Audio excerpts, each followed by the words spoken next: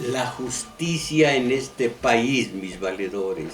La justicia y los impulsos vengativos coexisten, latentes en el ánimo popular frente a los grandes estímulos, frente a nombres como el de Fox, Marta Sagún, sus hijos, Peña, una Angélica Rivera en sus tiempos de primera dama, los más de 700 personajes que con Rosario Robles participaron en la apodada estafa maestra. Y claro, sí, Calderón con todos los personajes sospechosos de que perpetraron con él toda suerte de corruptelas durante los años del gobierno que se moteja de espurio, justicia, venganza contra toda esa cáfila de corruptos. Y la respuesta oficial: yo no pienso enjuiciar a los expresidentes, declaró López Obrador hace poco. Pero si la gente se manifiesta en ese sentido, no, eso no es posible. Esa no es la ruta de la justicia, claro que no. Se aplica o no se aplica la ley, sin más, no al gusto o disgusto de las masas, que entonces tendría un tufillo de linchamiento. Y en una celda carcelaria han ingresado dos, apenas dos, uno aquí mismo y otro en el extranjero, o más bien una aquí y otra en el extranjero. Y ya, medidas de gobierno que el neófito no puede entender, ya con eso, bueno.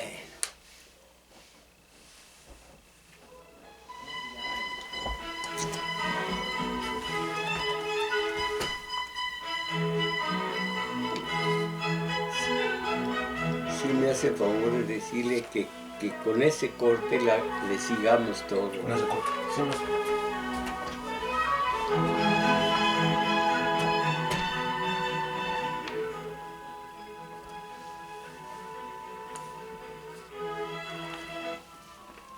En esta ocasión, nuestro espacio comunitario de domingo 7 cambia de tono, en esta ocasión nada más, y recurre a la ficción, al relato, pero no al de estilo tradicional, sino de uno, qué manera, qué intencionado, uno que parece caracterizar la clase de justicia que aquí y ahora se aplica en nuestro país. Y hay que tenerlo en cuenta. Fíjense ustedes, mis valedores, con grandes mentiras, la ficción dice grandes verdades. Piensen en cine, teatro, novela, relato, fábulas, en fin, con grandes mentiras. Imagínense los hermanos Karamazov, imagínense Hamlet y el rey Lear. Con grandes mentiras, la ficción dice grandes verdades. Y con aparentes verdades, el periodismo de hoy dice grandes mentiras. No el de hoy nada más, el de siempre, pero ahora se volvió inquina, se volvió bilis desparramada. No tanto los dueños de los medios de acondicionamiento social, sino quienes los sirven como de sus voceros. ¡Ah, qué amargura, qué coraje, qué rabia muestran para luego cobrar! Bueno, entonces, con presuntas verdades, el periodismo de hoy dice grandes mentiras. Hoy, a modo de contexto y ejemplo de justicia a la mexicana, la nota la nota reciente, nada más por vía de ejemplo. Hace 2 semanas la Secretaría de Trabajo y Previsión Social finalmente aceptó la renuncia de Carlos Romero de Champs a la dirigencia del Sindicato de Trabajadores Petroleros de la República Mexicana, tema que había permanecido en la indefinición por más de mes y medio. Y sí aceptó la renuncia. Y luego, y después, y entonces, y...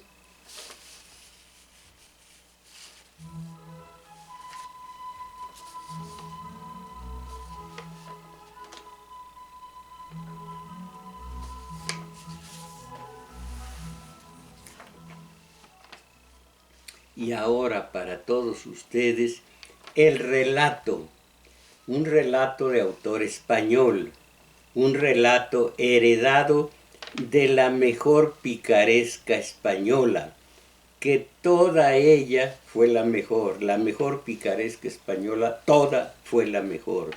Piensen en algunos nombres en materia de escritura de picaresca española, de creación, de gestación, caramba, comenzando con Cervantes y Quevedo, y siguiendo con todos los demás, Lope, Ruiz de Alarcón, Góngora, tantos escritores magníficos del principios del siglo XVII, de 1600. Bueno, ahora, esa picaresca española, aquí en México, piensen también en nombres como el de Eduardo Medina Mora. ¿Dónde demonios está? ¿Dónde está Eduardo Medina Mora? El que fue magistrado de la Suprema Corte de Justicia, para él fue corta, Suprema Corte de Justicia, y presunto ampón. Otro escupitajo al rostro de los mexicanos, dijeron de Medina Mora. Otro escupitajo de Medina Mora. Bueno, luego, ¿en quién van a pensar? En el líder ferrocarrilero. Ya no hay ferrocarriles, pero sí hay líder ferrocarrilero enriquecido hasta la náusea, Víctor Flores. Y el nombre de Aquiles Córdoba, dirigente de ese horror priista y ladrón que nombran Antorcha Campesina. En fin, tantos nombres. El relato se titula Crimen Imperfecto. Si ustedes lo siguen con atención, sabrán cómo es que un relato puede significar, o más bien ejemplificar, la justicia en México, lo que es la justicia. Y yo todavía no me reconcilio con la frase de López Obrador. Yo no estoy por juzgar a los expresidentes, pero si las masas quieren, ¿qué es eso? Este es el relato.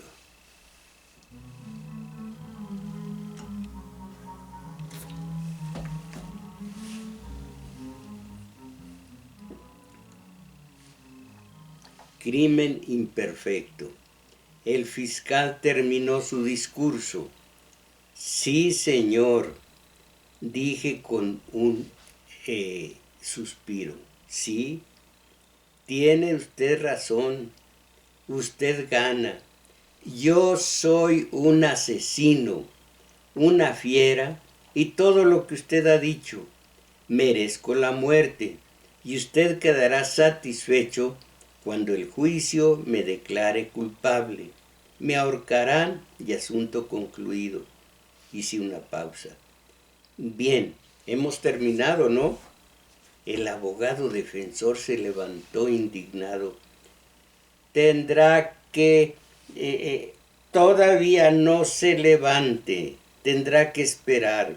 Todavía falto yo, gritó. Estaba furioso. Todavía no he hablado yo, señor. Yo todavía no lo defiendo.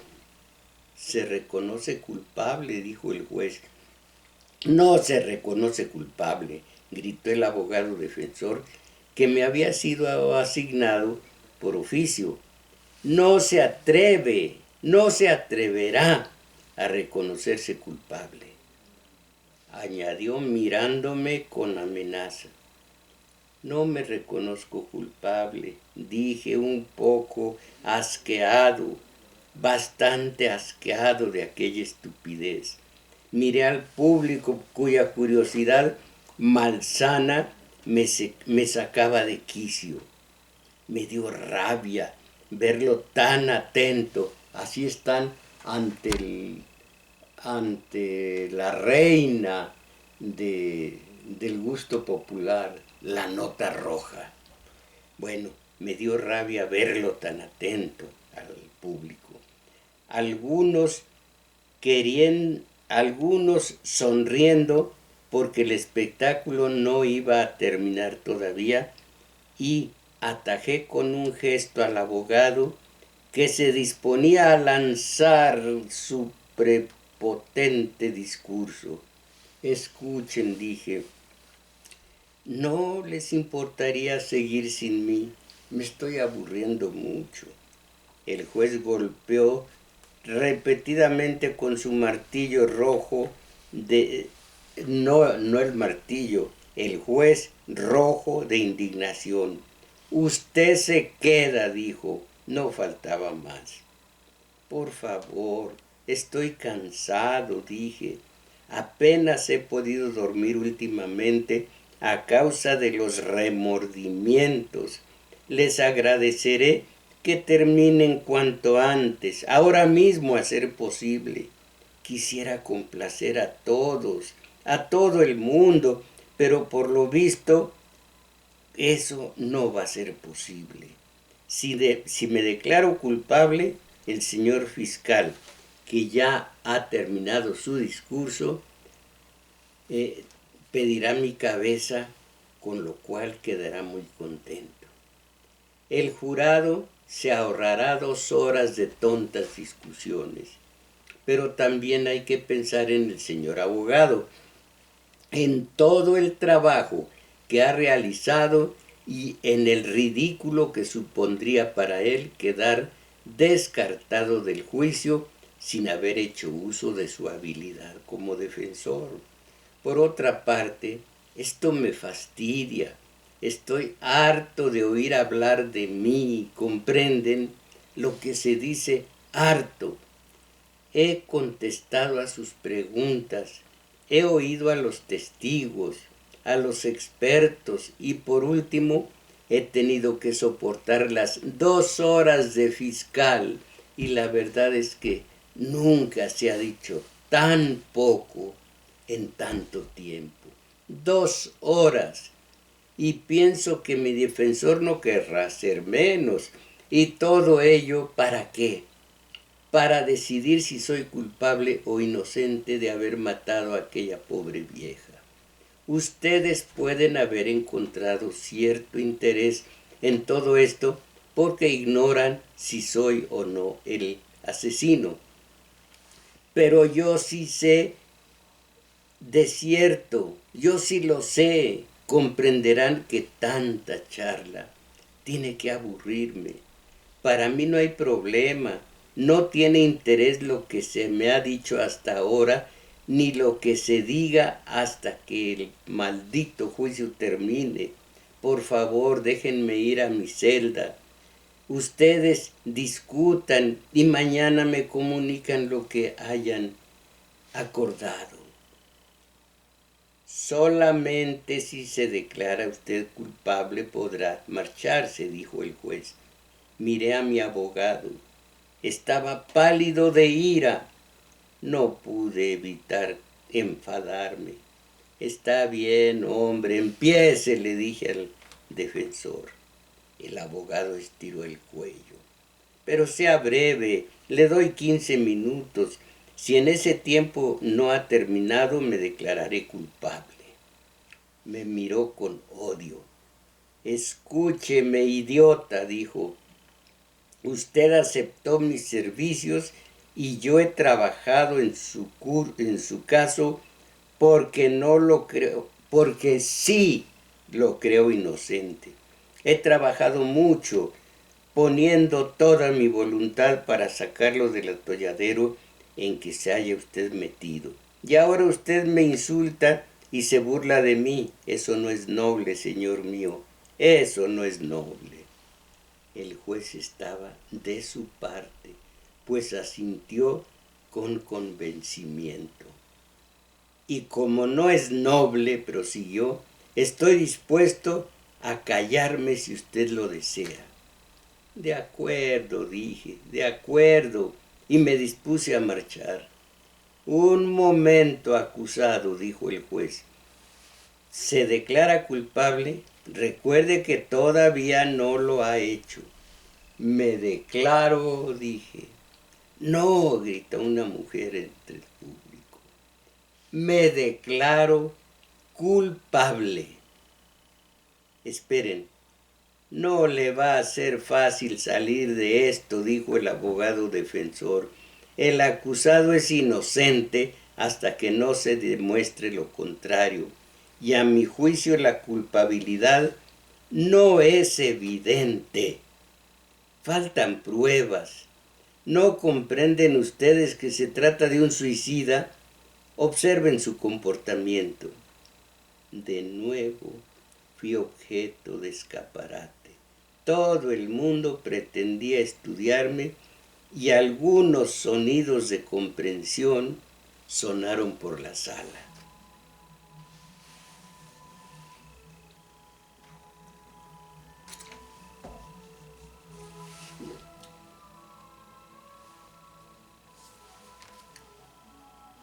El fiscal intervino.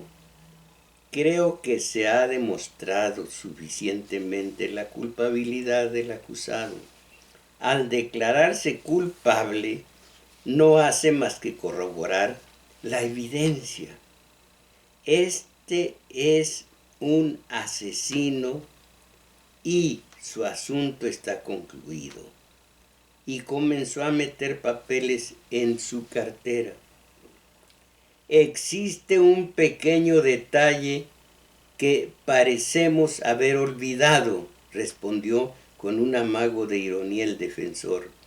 La muerte de la víctima sobrevino entre las 11:30 y las 12 de la noche del martes 27 de junio y no se ha comprobado dónde estuvo el acusado a esa hora.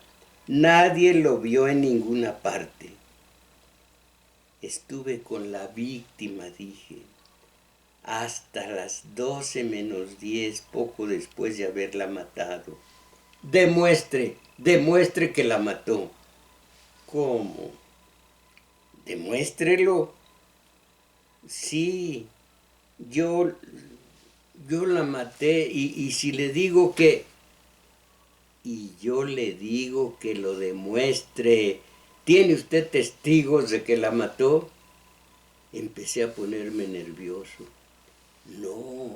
No se busca a testigos para cometer un crimen. Me moví hacia el juez. ¿No es cierto, señor juez? Miren lo que contestó. Bueno, quizá a usted le hubiera convenido tener uno, respondió este con una voz reposada. Parecía ganado por el defensor. Pero, ¿qué quieren ustedes? ¿Un culpable o un inocente? A mí me da igual, ya se los he dicho. Lo que quiero es terminar con este juicio de una vez. Quizá pueda ayudarlo yo, dijo el fiscal. ¿Dónde está el arma homicida? ¿Qué hizo usted con ella? La perdí. No podía recordar en qué momento, pero era lo que había ocurrido. La perdí. Eso no nos conviene. y ni nos convence, dijo el juez. Es absurdo. Díganos dónde está el arma y terminaremos. Le digo que la perdí. Era una pistola de calibre 22. Cuando llegué a unas 3 manzanas de la casa, me di cuenta de que la había perdido. Pensé si la habría dejado caer en la habitación, pero luego recordé que la empuñaba todavía al llegar a la calle. No se suele perder tan fácilmente una pistola con la que se ha cometido un asesinato, alegó mi abogado. Puede que la arrojara a una alcantarilla. No puedo recordar. Estaba muy alterado después del crimen, dije. Toda la zona, incluidas las alcantarillas, se registraron en su día y el arma no apareció. Quizá puede usted decirnos al menos dónde compró la pistola, dijo el juez. No la compré, la encontré. Señor juez, señores del jurado, ¿no suena todo eso a falso? ¿No resulta absurdo? ¿No es inconcebible? Nadie encuentra una pistola, comete un crimen y luego la pierde, dijo mi defensor. Y sin embargo, así había ocurrido. Tendrá usted que demostrar su crimen, dijo el juez. No queremos facilitar su suicidio. Algunos miembros del jurado admitieron con la cabeza. El fiscal estaba nervioso. Le hice un gesto de simpatía, como diciéndole, no se preocupe, lo lograremos. Lograremos que se demuestre mi culpabilidad. Entonces pareció animarse, dijo, hablemos de los motivos del crimen. ¿Por qué asesinó a la anciana? Para robar, naturalmente. Me encontraba en una situación muy difícil. Hacía 2 meses que había perdido mi empleo. Necesitaba dinero para poder comer. Creí que el piso estaba vacío y que encontraría algunos objetos de valor, cubiertos de plata, por ejemplo. De pronto me encontré con la señora. La maté para que no se pusiera a gritar. ¿Gritar?, preguntó con una sonrisa mi defensor. Sí, ya sé, respondí. Ahora sé que no hubiera gritado porque estaba completamente paralítica. Pero entonces no lo sabía. Tuve miedo, perdí la cabeza y la maté. De forma que mató usted a una anciana paralítica, incapaz de proferir un sonido, y esto para que no lo delatara con sus gritos. ¿Es que acaso produjo algún sonido? No recuerdo, pero es preciso que no lo hiciera ya que no podía, pero puedo asegurarle que fue el temor el que me impulsó a matarla. No nos convence, dijo el defensor, mientras el juez lo hacía con la cabeza. No nos convence. Ustedes no entienden allí, ustedes no estaban allí, y yo sí, grité. Demasiado. Demuéstrelo. No me es posible. Ya he dicho antes que no se busca a un testigo para cometer un crimen, terminó el fiscal. No conozco a ningún asesino que lo haya hecho. Pasemos ese punto, dijo el defensor. Usted afirma que penetró en la casa con la intención de robar. ¿Qué fue lo que robó? Nada, no encontré nada. Sin embargo, la anciana señora guardaba una importante colección de joyas en uno de los cajones de la cómoda, que por cierto no estaba cerrado con llave. Las joyas seguían allí cuando se descubrió el crimen. No las encontré. Buscó usted detenidamente. Sí, y no me explico cómo pudo pasar ese cajón por alto. ¿Cómo pude pasar ese cajón por alto? Creía haber mirado en todos los cajones de la cómoda. De forma que usted registró la cómoda y sin embargo no encontró las joyas. Usted había cometido un asesinato, arriesgado usted la cabeza y sin embargo no pudo encontrar las joyas que estaban delante de sus narices. ¿Nos toma usted por imbéciles? Sabemos positivamente que la cómoda no fue registrada. No había huellas dactilares. Utilicé guantes, protesté, pero nadie me hizo caso.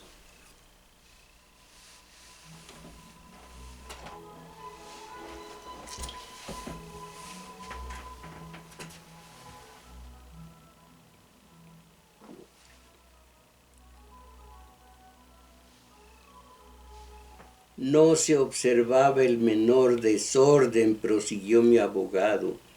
No sabemos algo de esto. Si sabemos algo de este caso, es que el móvil no fue el robo.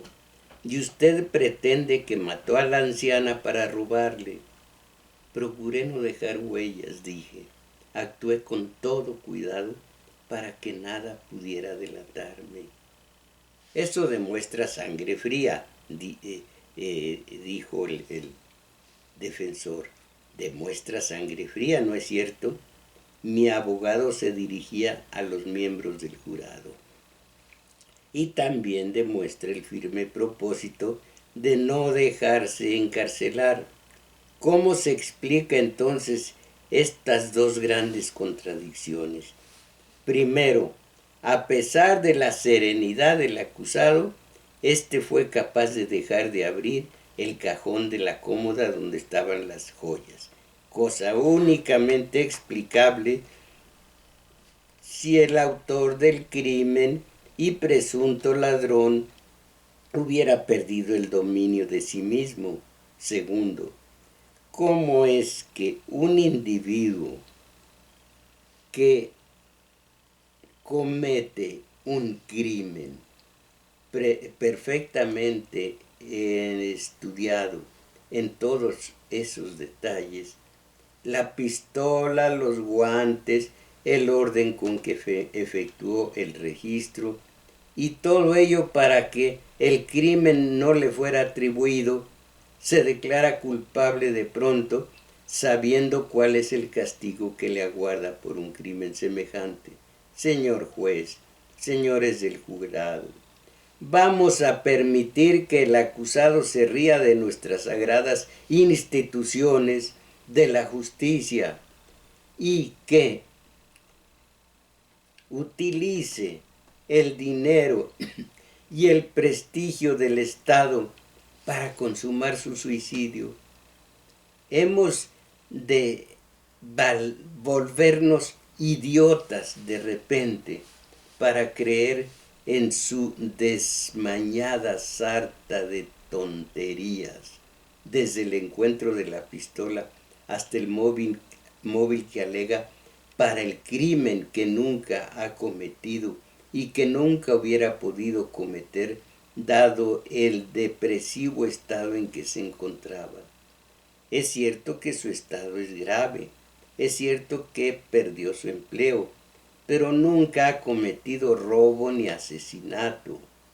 En este hombre no se alberga ni un átomo de energía. Nunca hubiera podido hacer nada semejante. Contemplen los señores del jurado, observen su rostro cansado, su mirada sin brillo.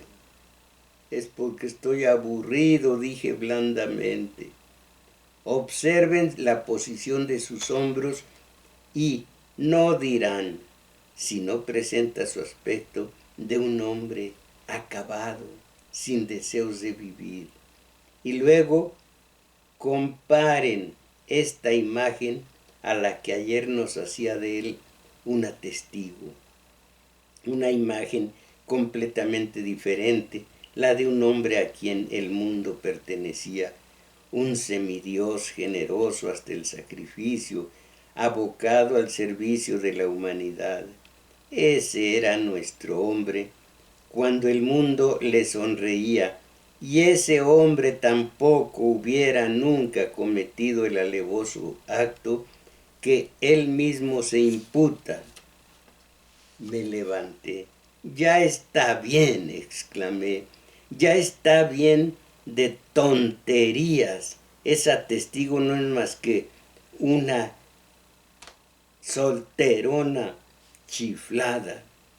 El juez dio un golpe sobre la mesa.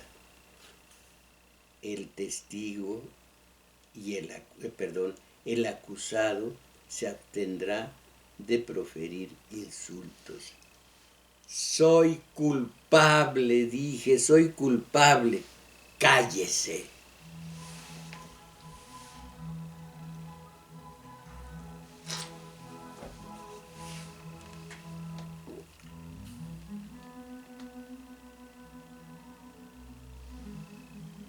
Cállese, repitió el juez.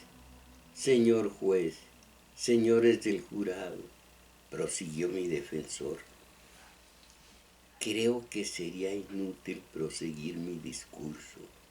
Ustedes están convencidos, como yo, de que hay que terminar cuanto antes este triste asunto. Protesto, gritó el fiscal, protesto. Denegada la protesta, sentenció el juez, puede retirarse el jurado a deliberar. El jurado cuchicheó unos momentos. Luego el presidente se levantó. No es necesario que nos retiremos a deliberar, dijo. Todos estamos de acuerdo. Levántese el acusado.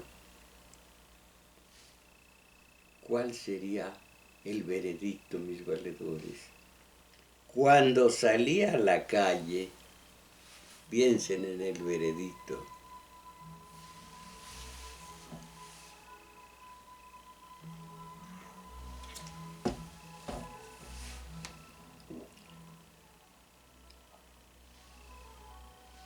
Cuando salí a la calle, un hombre se me acercó sonriendo, mi abogado, con la diestra tendida.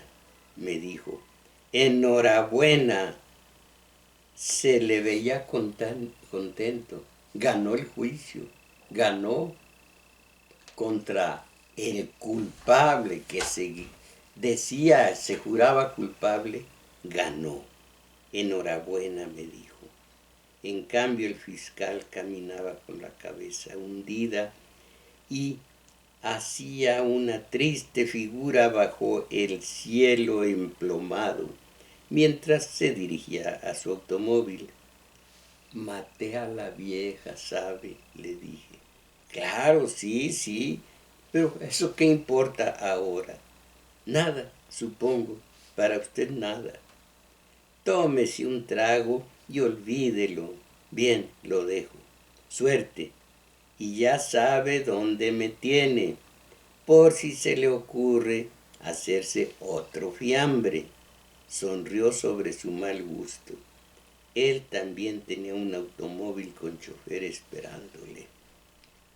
Subí las solapas de mi chaqueta, metí las manos en los bolsillos y me fui al azar a vagabundear un poco hasta que la hora de apertura de uno de esos hogares en donde dan sopa gratis a mendigos y desempleados me socorriera. Mirando al cielo con el temor de que la nevada comenzara de un momento a otro, me alejé del lugar. Este es el relato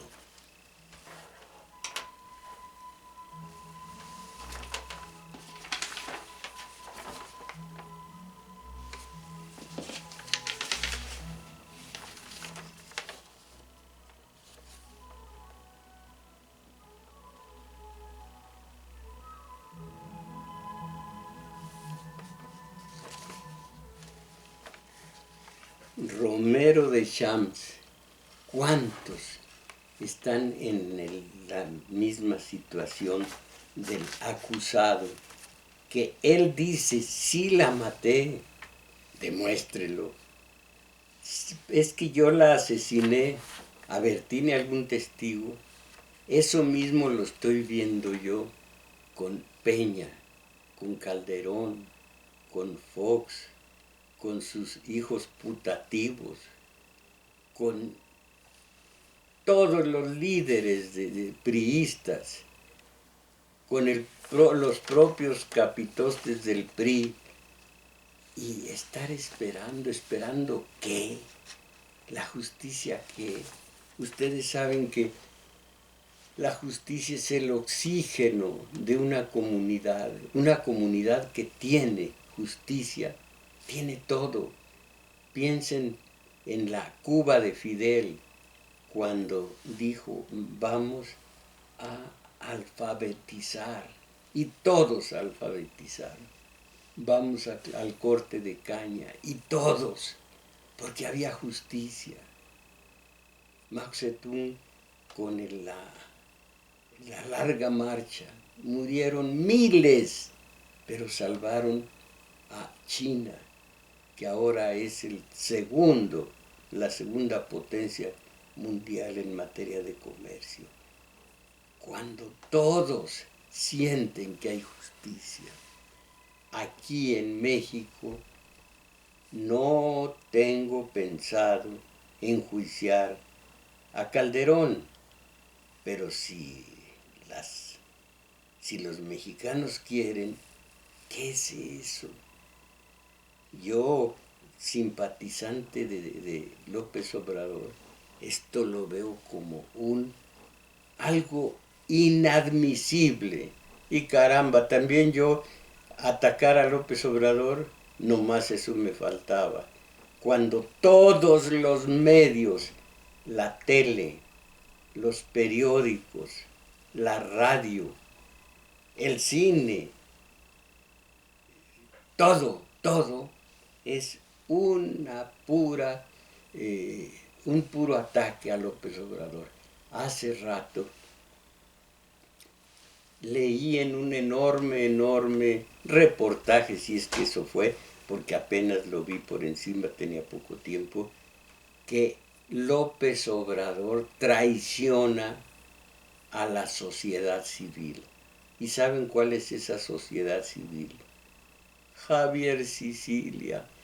Ese individuo, ¿qué poeta va a ser? Ese individuo que quiere reproducir la táctica de lucha para transformar al país que ya llevó a cabo varias veces.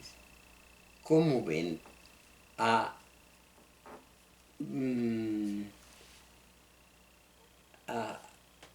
hoy cuál es la palabra? Bueno, a medidas semejantes, resultados distintos? Ya la condenada marchita y la condenada megamarchita es lo que va a cambiar al país. Ya lo hubiera cambiado cuando Caravana de Paz con Justicia y Dignidad, ya lo hubiera cambiado. ¿Por qué permitimos el protagonismo de gente como Sicilia, como la señora esta, Alto al Secuestro, Miranda de Wallace, que quedó en evidencia, en proceso y no tuvo nada que contestar? La exhibieron de mentirosa y nada contestó. Sicilia, con otra marcha, otra caravana de paz, paz con dignidad, va a cambiar lo que no cambió una vez, 2 veces, vamos a hacerla 10 veces y cambiamos. Caramba. Vuelvo, no me admiro, decía mi padre, no me admiro de ellos. Ellos hacen lo suyo y tratan de su protagonismo, tratan de presentarse protagónicamente ante los medios, pero las masas, las que se entristecieron, medio país se entristeció y el otro medio se exaltó de gusto, de júbilo, de gozo, porque ganó en el clásico pasecito a la red cuando los otros perdieron. Caramba, ¿en qué país vivimos? Sí, sí, ya oigo, vete a Cuba, vete a Venezuela, lárgate a cualquier otro país. No, cuando ustedes tienen un ser querido, para hablar del lugar común, que ven que se enferma, el llevarlo con el médico no es falta de amor, que lárgate a otro país. No, hay que ver cuáles son las dolencias del país y tratar entre todos de sanarlas, de curarlas, de seguir adelante, no a base de caravanas, ni con gente tan de poco más o menos como la señora esta, cuyo nombre ya eh, prefiero olvidar, gente de esa naturaleza. Así que no es cosa de que me vaya a Cuba o a Venezuela, de que todos nosotros nos pongamos a hacer algo tan difícil como pensar, pensar. Miren, si el líquido este que se llama marrascapache, ya sea whisky, ya sea sotol, o mezcal, o tequila, o vodka, si tuvieran un elemento que llevara a los tomadores a pensar después de la Navidad y del Año Nuevo, habría más gente pensante. ¿Qué estamos haciendo? ¿En dónde estamos? ¿Cómo nos estamos dejando influenciar por la tele, por los periódicos, por la radio comercial? ¿Cómo nos estamos dejando influenciar? Hay que parar esta situación. Nosotros gozosos, ya viene nuestro teletón, nosotros gozosos. Estoy viendo, vi 6 periódicos hace rato y nada más la parte de encimita de los deportes. Ay, no, nada más allí. Oí en la radio cómo este quarterback ya va en decadencia, porque ya surgió este quarterback, este otro, y los nombres, y los nombres, y los nombres, a Puerto Rico, a Puerto Rico, a México, en fin.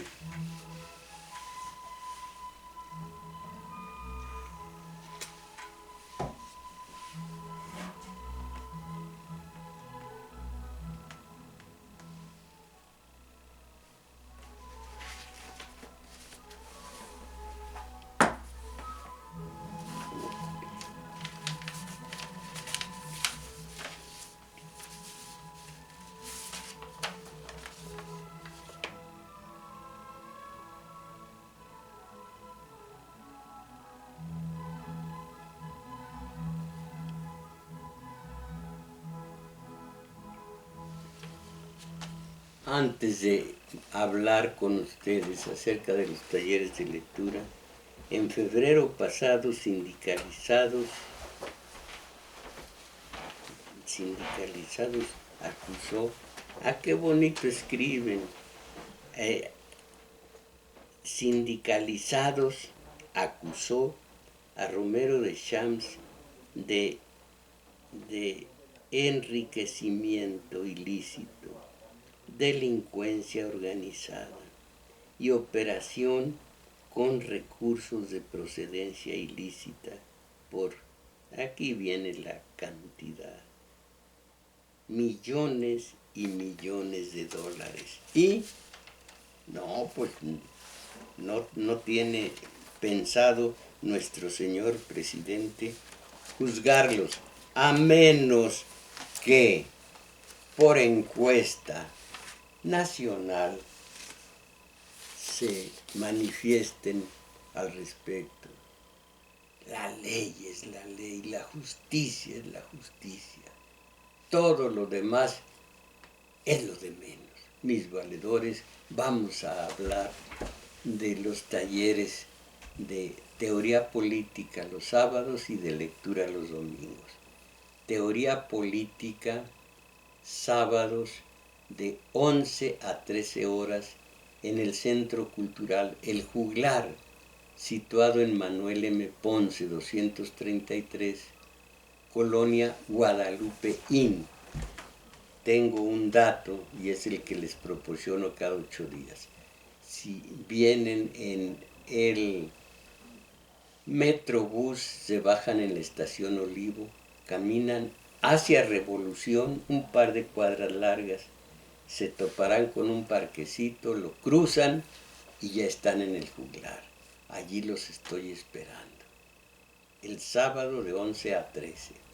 El domingo, hoy como hace 30 años o más, el domingo, allí mismo en el Juglar, los espero de la 1 a las 2 y fracción de la tarde. Allí vamos a estar ustedes y yo, al rato, el domingo. En lo de teoría política no se refiere, conste, al cortoplacismo, al corto plazo. Hay un hombre al que he estado oyendo, un periodista que se llama Álvaro Delgado, maestro del corto plazo, muy bueno en el corto plazo. Respeto sus conocimientos en el corto plazo. Yo preferí irme a la raíz y de la raíz llegar al corto plazo. La raíz por medio de la historia, para entendernos, para entender todo.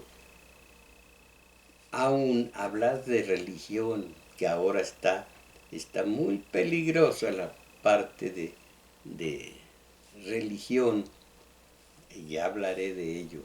Ya lo he analizado en el taller de teoría política. La historia es la estrella polar de todo comentarista. Y si no la conoce, entonces sus comentarios pertenecen a la doxa. Para mí que yo creo que